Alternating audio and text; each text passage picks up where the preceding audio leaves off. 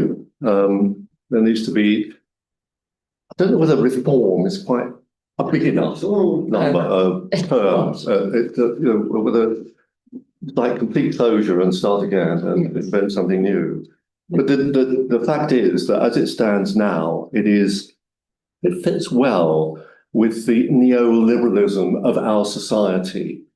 It's difficult to fight against neoliberalism. It sounds nice. Neoliberalism, what could be wrong? But to the extent that it means freedom, ungoverned, even out of control, letting in private enterprise. So we've got the academies and multi-academy trusts, but it also stretches to state agencies which are modelled on the controlling private enterprise principles, which are now dominating our service, operating distantly, undemocratically, unsupportively, and even oppressively. But that is what they are set up to do as things currently stand. Their remit is to ensure conformance to a scheme which neither the public nor operating professionals, teachers and head teachers, or especially not university theorists and teacher educators, of which I am one, nor the unions had a role in devising, except via key figures lured over to the dark side. Is that expressing it too bleakly?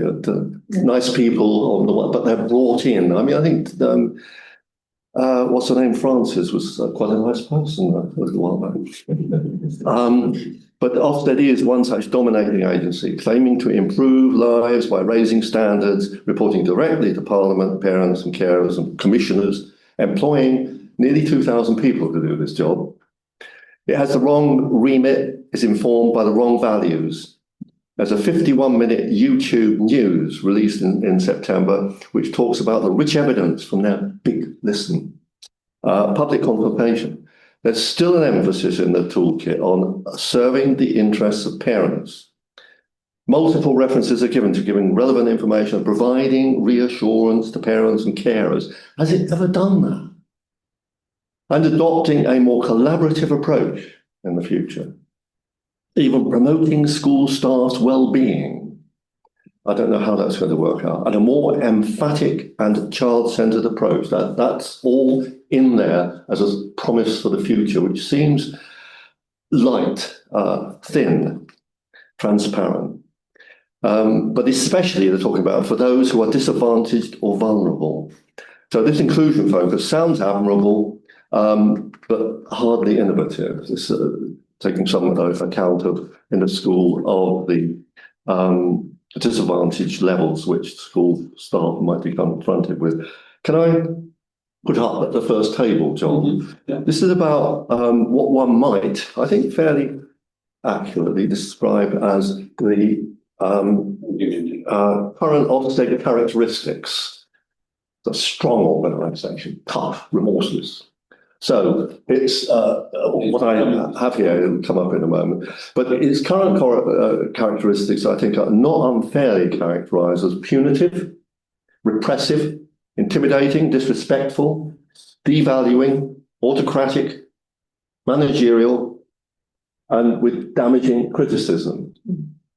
And what we desire is just the one side of it. What we want is something which is transformed from that to it being developmental, stimulating, supportive, respectful, uplifting, democratic and consultative, collegial, and is a learning opportunity for the school and its staff.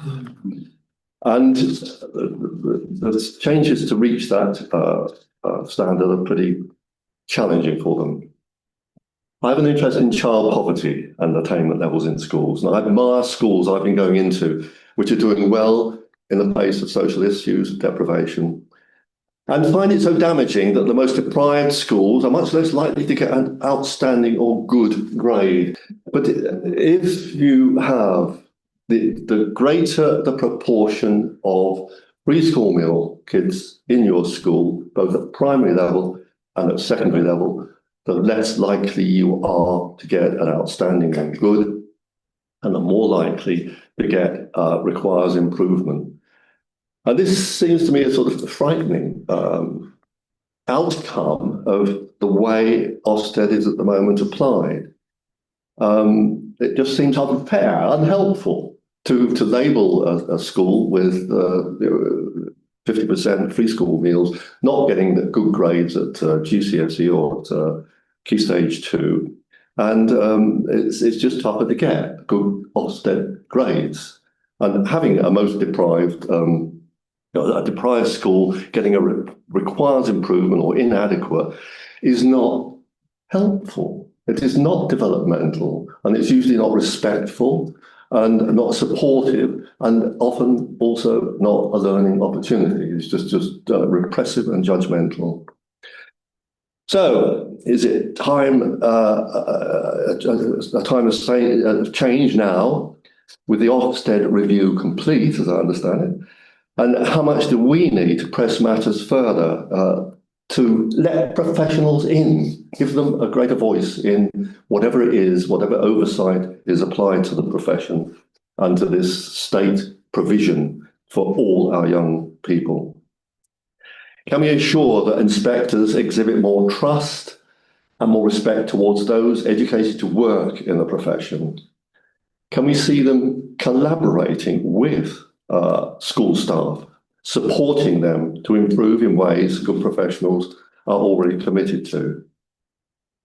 That's where we want to go. And there is, of course, another way, which is the option of closing Ofsted, removing it altogether, and having local systems which could be developed, and local staff can be trained, educated, to support schools in developing. Or was it to be self-evaluation, moderated maybe with local teams?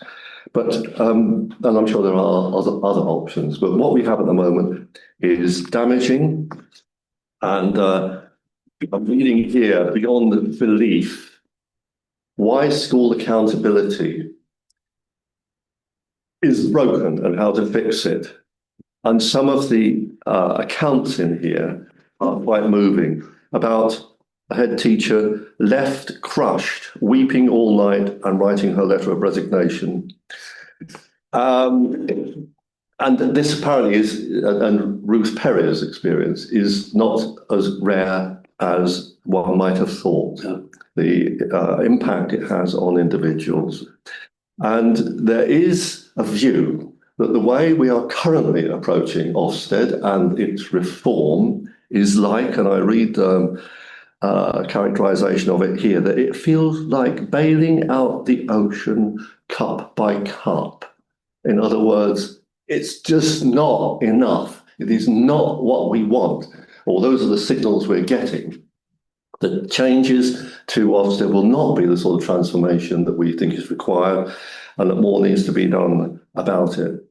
One nice little tale in this book is of a head teacher in a London primary school who was taken aside on day one of the Ofsted visit by a member of the inspection team who was himself a head. The inspector congratulated the head of the school and said he should feel tremendously proud.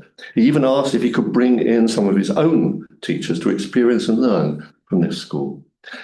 The next day, when the lead inspector announced that the school would be rated requires improvement, that same inspector threw down his badge and stormed out of the room. I quite like that. But so it's some sort of revolt from within, but well, sort. But the point is, decisions need to be made, and we need to decide on where we apply pressure to produce what it is that is needed instead of an Ofsted. If it's an adjustment, correction here, an alteration there, well, okay. If it's something more revolutionary than that, which I think it is, then we're going to have to fight hard for it once we see this Ofsted report that comes out, and hope it's not too late. Thank you.